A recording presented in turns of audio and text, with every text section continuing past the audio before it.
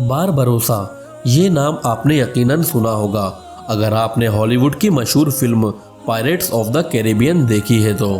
इस फिल्म में एक खतरनाक डाकू का नाम बारबरोसा है।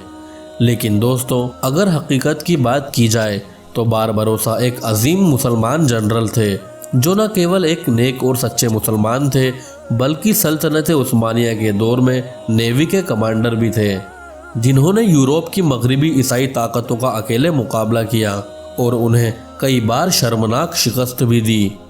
इस्लाम के सबसे बड़े दुश्मन यानी सलेबियों में से एक जंगजू था जिसने न केवल बैतुल मुक़द्दस पर हमले में हिस्सा लिया बल्कि हजारों बेगुनाहों को मौत के घाट भी उतारा। दोस्तों, इसके नाम को जिंदा रखने के लिए सलेबियों ने इसके नाम पर एक टेक्नोलॉजी बनाई जिसे आज के दौर में हम हमारे मोबाइल फ़ोन में इस्तेमाल करते हैं, जिसे हम ब्लूटूथ कहते हैं। लेकिन बहुत कम लोग जानते हैं कि ब्लूटूथ एक सफ़ाक कातिल और मुसलमानों का दुश्मन था और ये नाम उसे अपने नीले दांत की वजह से दिया गया था।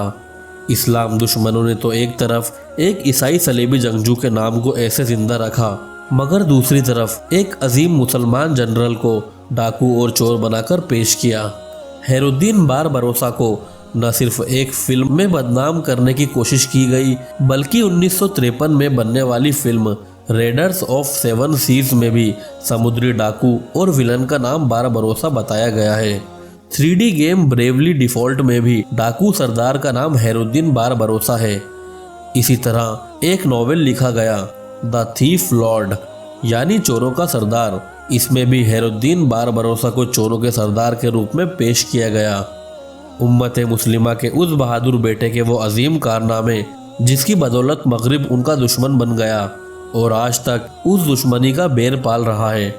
इनके सब कारनामों और इनकी ज़िंदगी के बारे में बात करने से पहले दोस्तों, आपसे गुजारिश है, अगर आप हमारे चैनल पर पहली बार आए हैं तो प्लीज़ इसे सब्सक्राइब कर दें और साथ ही में बेल आइकन को ज़रूर दबा दें।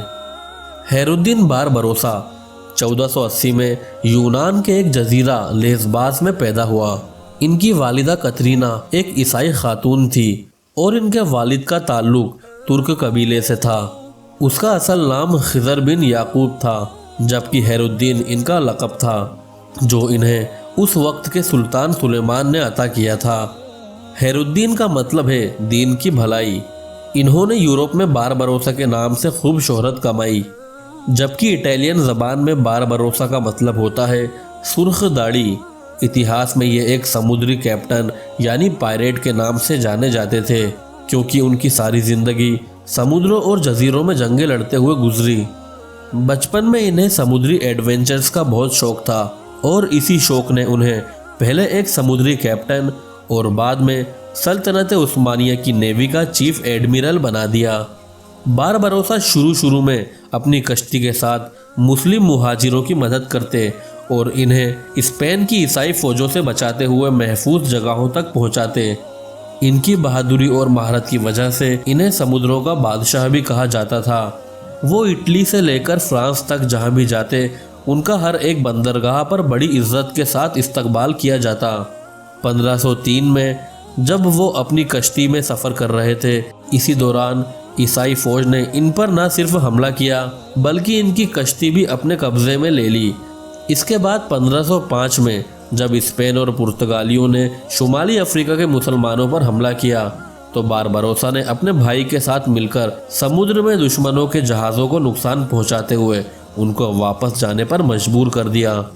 1516 में जब बारबरोसा और उनके भाई उरूज ने अल्जीयर्स पर हमला किया तो तुर्कों ने मौके से फ़ायदा उठाते हुए शुमाली अफ्रीका में अपना असर और रसूख गहरा कर लिया।